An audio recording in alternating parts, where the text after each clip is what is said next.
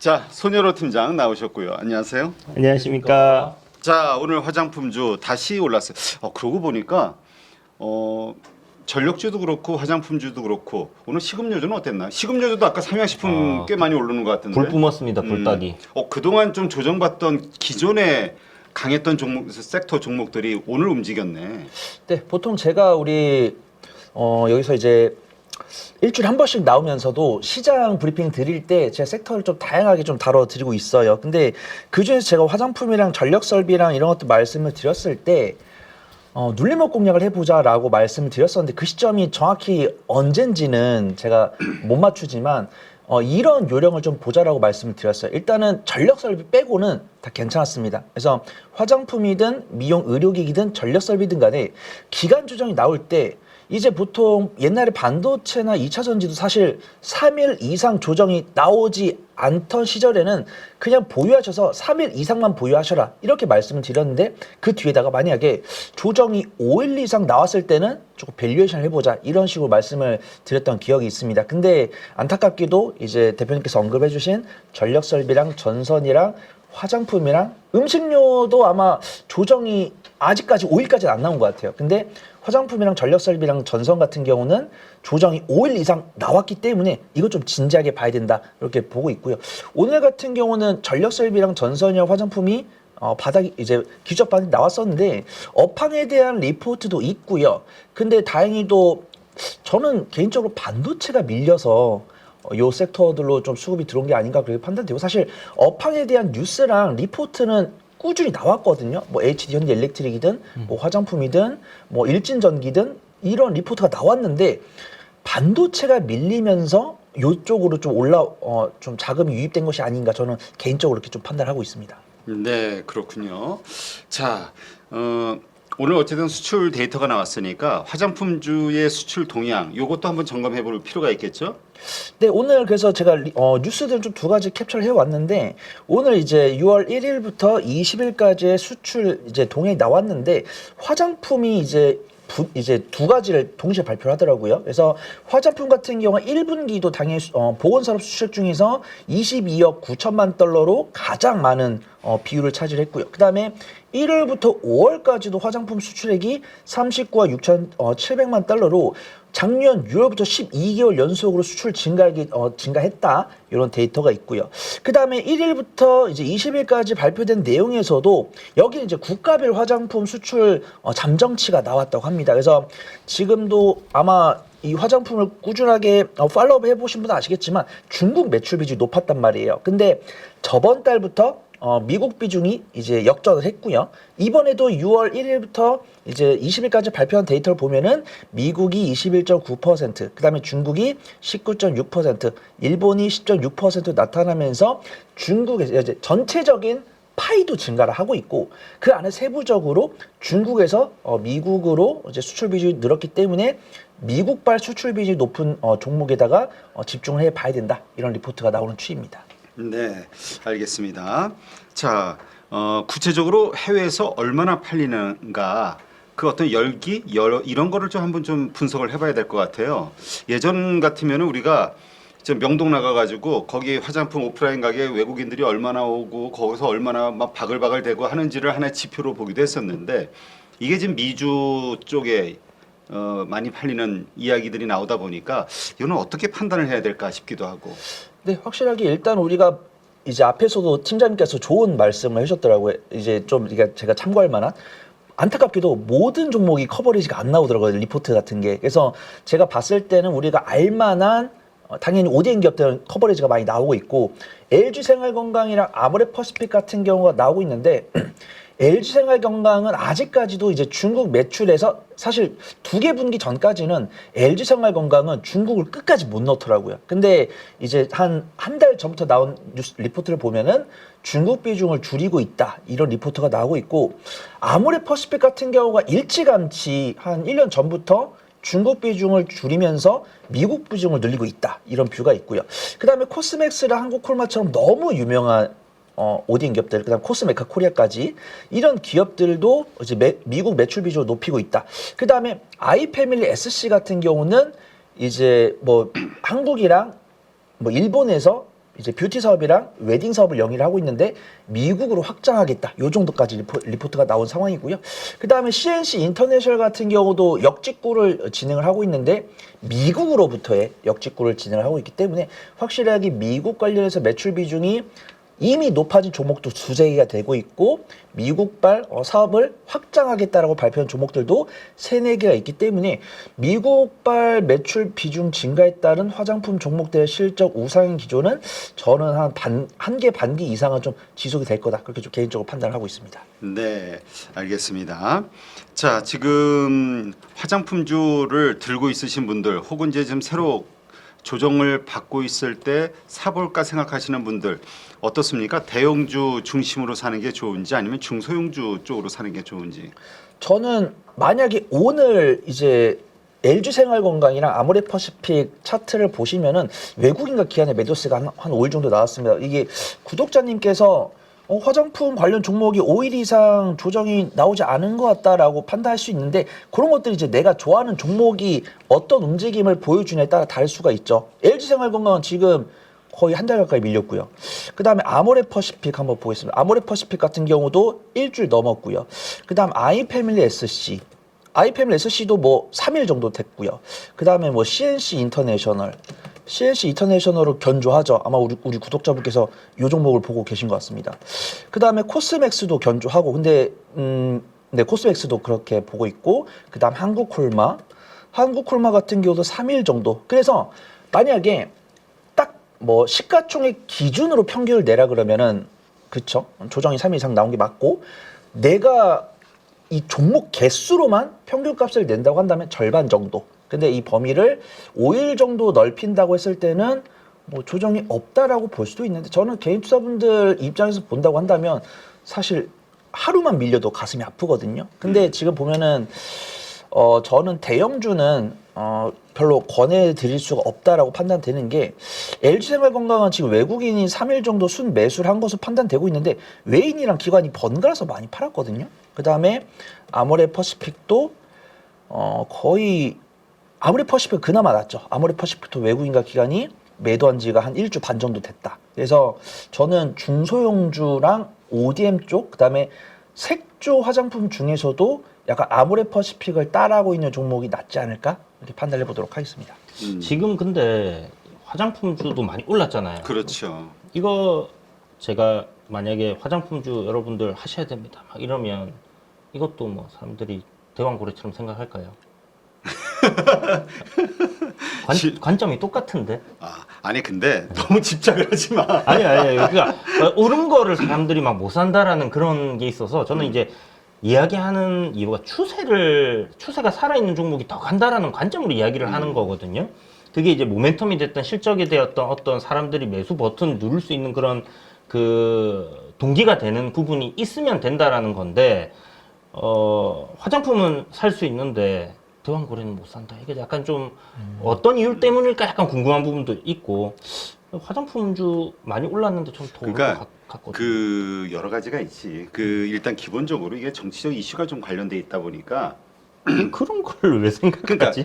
그렇게 생각하는 분은 그렇게 가는 거고 네. 그렇지 않게 생각하는 분은 또 이렇게 가는 거고. 근데 이거를 상대가 가진 생각을 내가 설득하려고 하면은 이때부터 문제가 터지는 거야. 그냥 맞습니다. 서로 각자의 길을 이런 거 안 보고 네. 나는 그냥 이런 식으로 실적을 바탕으로 이런 많이 올랐더라도 실적이 바탕이 됐든 아니면 어떤 눈에 보이는 어떤 시장 네. 확실한 어떤 매출이 근거가 되는 이런 쪽을 보겠다 하는 사람들은 그쪽으로 가는 거고 난 테마는 그리고 이렇게 좀 불확실한 그 사실 이게 어떻게 보면 로또 그러니까 우리 보물찾기잖아요. 이게 결국 이 자원개발이라는 게 네. 우리 그 이명박 정부 때에서도 엄청나게 했지만 대부분 실패로 끝난 것도 있고 그렇기 때문에 이것은 그냥 그 동의하시는 분은 그냥 각자 가면 되고 근데 왜 동의가 안 되는지 또 동의하는데 그걸 동의하면 안 돼 이렇게 막 얘기하는 것도 이거 서로 이게 그러니까 정치적 이념으로 발전이 된다니까. 아니 그러니까 저는 이제 제 의견을 막 얘기하시는데 그거 뭐 하면 안 되니 막 사람들이 막 이러니까 아니 그러니까 안 하시면 되지 왜 나한테 그런 얘기를 그렇게 할까? 생각하는 생각이 들어서 분들도 이제. 있는 거지. 분명 이상합니다.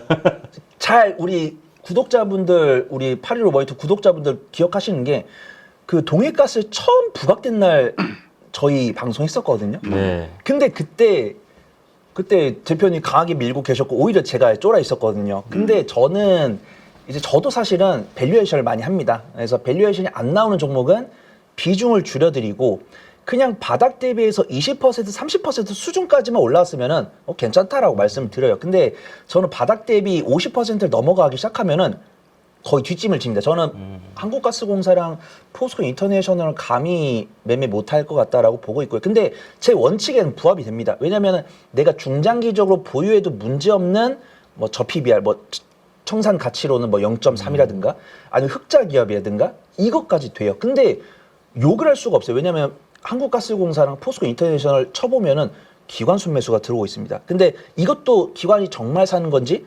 쇼커버리든지 아니면은 제가 어떤 유튜브 봤는데 그 한국가스공사가 6월 3일인가 6월 7일에 처음 올랐을 때 기관이 600억을 매도를 했대요. 근데 그때 이 한국가스공사를 매도한 직원이 심할서를 썼답니다. 그러니까 저는 이제 증권사 근무 경영이 없기 때문에 그걸 듣기만 했는데 왜 정부 정책 수혜주는 당연히 이 펀드에서 포트폴리오를 채워놔야 되는데 왜 팔았냐라고 욕을 먹고 그 뒤부터 샀대요.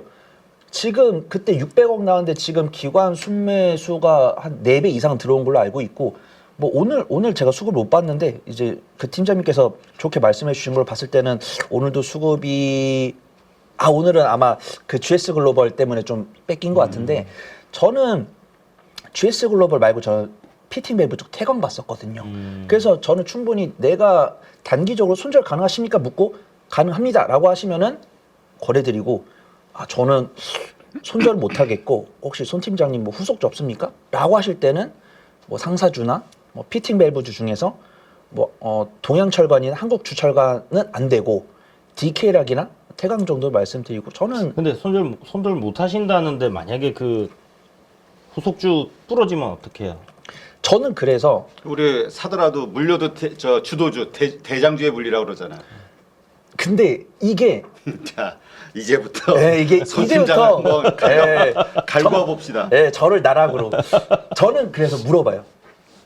만약에 솔직히 이제 투자분들께서 고객분들께서 이야기를 하시면은 단타는 대장을 해야 된다도 100%가 없잖아요. 물론 테마가 10개 중에 8개는 대장이 제일 늦게 떨어지고 제일 덜 떨어집니다. 이건 동의를 해요. 근데 이 투자분들 뇌리 속에 8개가 기억이 안 남고 2개가 기억이 나요. 그래서 단기 종목을 원한다고 하셔서 10개의 테마를 드리면 분명히 8개는 마이너스 10%, 마이너스 15%를 유지를 하고 있는데 2개가 마이너스 30, 마이너스 40이 가니까 저는 신뢰를 잃는 거죠. 이제 고객분들한테.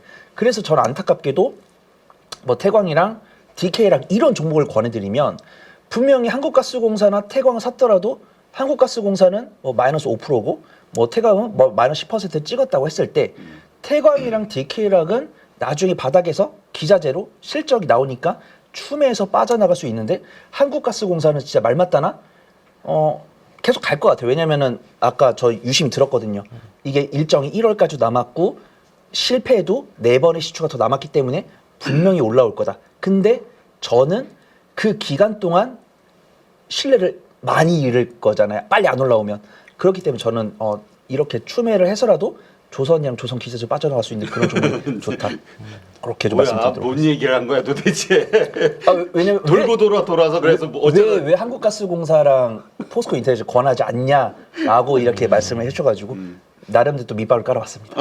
깔지 말고 그냥 본론으로 바로 갑시다. 네. 자, 그래서 그러니까 어쨌든 그러니까 우리가 그 내가 가진 생각 아니면 나의 그 뷰 아니면은 나의 어떤 노하우 그냥 이야기는 하되 맞습니다. 그 상대가 설득당하거나 내가 맞다고 생각하는 방향으로 이렇게 와주기를 바라지 말고 그런 분들도 많고 네네네. 그러지 않은 분들도 있고 그냥 그렇게 그래야 사는 사람도 있고 파는 사람도 있고 세상이 돌아가는 거니까 자 마상을 당하는 우리 아니 그냥 대표님 오늘 무슨 일 있으셨나요? 아니 그냥 궁금했어요. 아니 왜 화장품주는 많이 올라도 사람들이 사고 전력 설비도 많이 올라도 이렇게 뭐 이제 그렇게 여러 가지로 마음의 상처가 되고 막 우울해지고 막 이럴 때는 씩 웃으면서 하나를 떠올려. LS.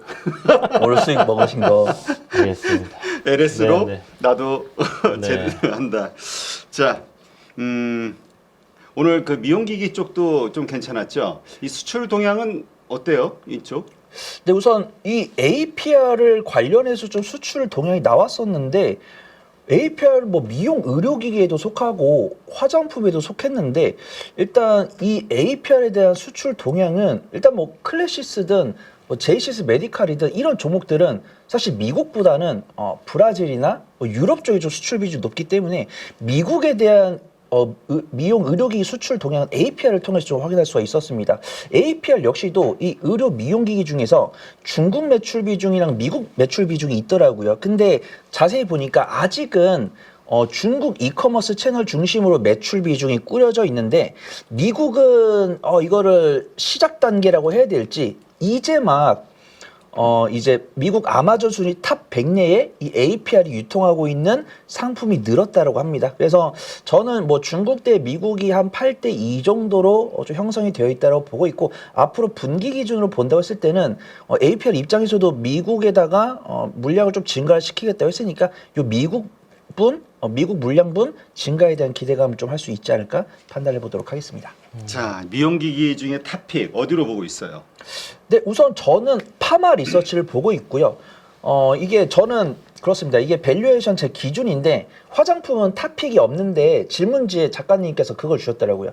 화장품주 중에서 후속주를 공략할 수 있는 기준이 뭐냐라고 주셔서 저는 요것도 좀 유사하게 화장품이랑 미용 의료기기 좀 유사하게 적용을 하거든요. 그래서 화장품이랑 미용 의료기기가 바닥권 대비해서 많이 올라온 것도 사실이고 제일 애매한 게 주가 수익 비율이잖아요. 그래서 지금 보면은 화학계통이 24.01이고 코스닥 제조가 149.16인데 여기에 물론 화장품이랑 미용 의료기기만 여기 있는 게 아니고 뭐 2차 전지도 들어있고 뭐 반도체 소재 기업들도 여기 들어있기 때문에 업종 퍼 대비해서는 사실 저평가가 아닙니다. 그래서 미용 의료기기랑 화장품이 원래는 지금 이 기업들이 오른 지가 한 석 달, 넉 달이 됐는데 서너 달 전에는 사실 퍼가 15가 안 됐었습니다. 15가 안 됐었는데 지금 우리가 알만한 뭐 아모레퍼시픽이나 LG생활건강은 퍼가 30이 넘어갔고요.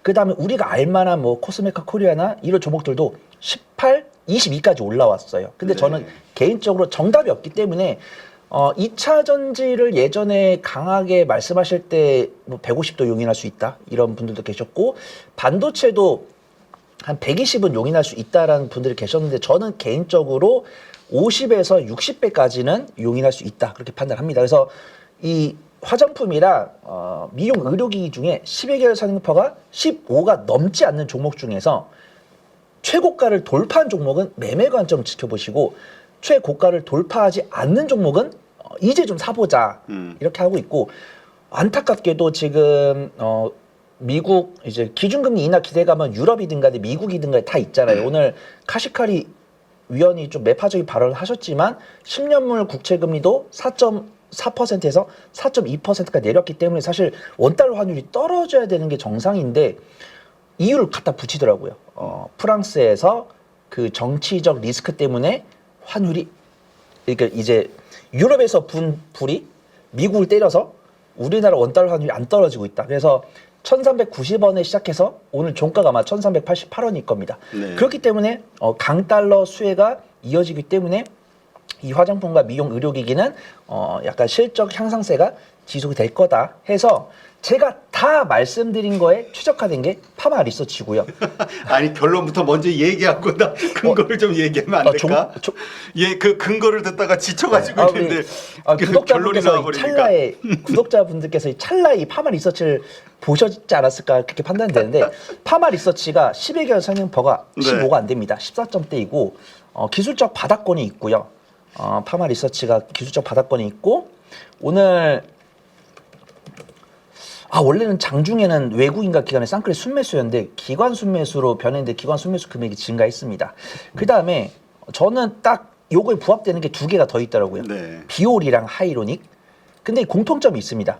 지금 제가 작게 해놨는데 파마 리서치도 얼마 전 매각설에 휩싸였다라고 했어요. 그래서 클래시스도 이제 경영참여 펀드 가져갔고 그 다음에 뭐 루트노닉은 상장 폐지가 됐고, 그 다음에 또 하나가 있었는데 까먹었습니다.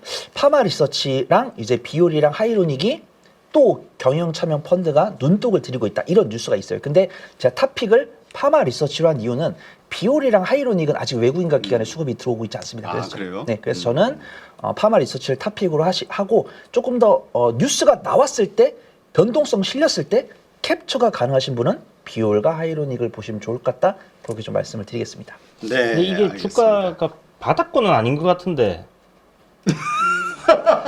그렇지 않나요? 네, 그러시면 제가 안타까운 예, 점이 저기야 이제부터 네. 앞으로 무슨 포경이야 포경을 뒤끝 장렬 아니야. 아니 그게 아니라. 뒤끝 이주연. 아닙니다. 왜냐면 그 이제 뭐 원택이나 이런 종목들도 후보군이 있었는데 제가 이제 그 밸류에이션에서 탈락하다 보니까 파마 리서치랑 뭐 비올이랑 하이로닉 남았는데, 비올이랑 하이로닉은 오늘 외국인과 기관이 픽을 못 받아서 탈락했지만 제일 1등, 2등, 3등이니까 네. 그 다음에 이제 뭐 말 맞다나 뭐 주가 위치랑 뭐 수급이랑 상관없이 내가 내 판단에 매매할 수 있다라고 하신 분들 뭐 클래시스 뭐 권해드립니다. 네, 알겠습니다. 자, 손여로 팀장과 함께했고요. 고맙습니다. 감사합니다. 감사합니다. 자.